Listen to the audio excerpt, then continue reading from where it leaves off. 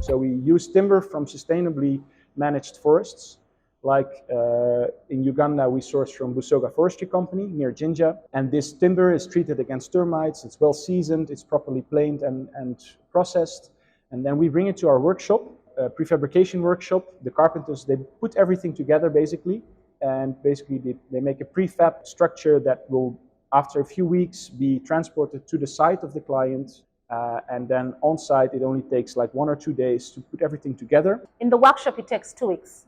And then on site, it takes 1 to 2 days. Yes. So basically, you're a homeowner within a period of 3 weeks. Of course, that's when we start construction. So, of course, when you sign a contract with us, we still have to start the procurement, which takes 1 or 2 months. Then at the workshop, we start prefabrication. And in the meantime, we do the site preparations. So we put up lightweight foundation blocks, which are made out of recycled plastic. And then once... The blocks that I kept seeing at the Homes Expo, those are made out of recycled plastic? That's right. Yeah. And I even thought that was like metal. Well, the top connection part, which connects to the floor structure, is a metal plate. Okay. But then the block itself is made out of recycled plastic. We have a nice a partnership with a green home based in Gulu. They have a recycling company, and they use the plastic as a binding agent to replace cement, basically. We have a lot of plastic out there that is actually spoiling the environment, that is really destroying our country, Uganda, and the climate is also being affected by this. You know, it's such things that we take for granted that we do not know if I dropped a plastic bottle after drinking my water or my soda or a bottle top, that I am in one way or the other affecting my own environment. But I'm glad that this is something that someone is putting to use. And it's a very nice way to use it, because if you look at timber homes, which are built in many countries across the world, like in the US, most residential homes are made out of timber, for example. Timber has a very long lifespan. Like timber homes can easily go for over 100 years, except for when it touches the soil. Now, when it touches the soil, the humidity cannot evaporate, and then it starts rotting. Okay. So what you have to do is... So what do you do about that? You have to elevate it a bit. Okay. So timber structures are always slightly elevated, just a little bit above the ground. Okay. For the foundation points, you need something that can handle the humidity. So you could normally use a concrete foundation or blocks, but in this case, through this partnership, we designed these foundation blocks out of recycled plastic. And of course, we know plastic doesn't really deteriorate in the environment. That's the big issue. But when you use it as a building block, it's actually a prefab block that doesn't go bad. We use it on site, so we put out the site foundation with these blocks, and then in the meantime, we do the prefabrication in the workshop. And then after a few weeks, when the frames are ready, we bring in the frames. And then indeed, in 1 or 2 days, your home is ready. Now that Imagine that. Yes. Now that's the shell home. So that's basically the full structure, including the roof sheets, the window frames, doors, foundation, etc.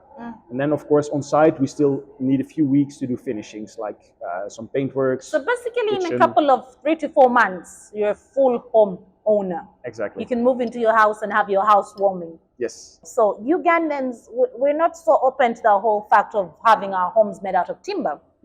We still have that bit of fear of saying, okay, termites, you know, the rotting, the fires. What does Easy Housing have to say about those concerns and insecurities? It's a very important question, because if you don't know timber, then you might have concerns, which of course are important concerns. So let me address them briefly. Starting with termites. Yes. The timber that we use is pressure treated. Basically, they put it in big vacuum cylinders, and the chemical solution, the salt, is pressure treated into the timber. So it's not only on the surface, but it goes throughout the beam, within.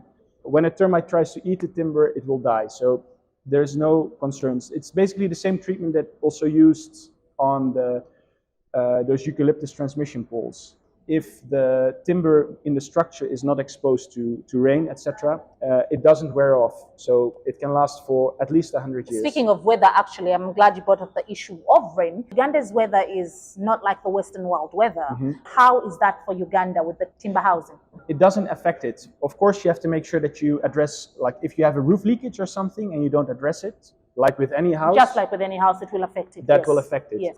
Is treated, we varnish it or we paint it with an exterior paint. Okay. So with timber structures, it's very important, as I already mentioned, you make sure that it can breathe, that it can ventilate. So that's why the floor is elevated.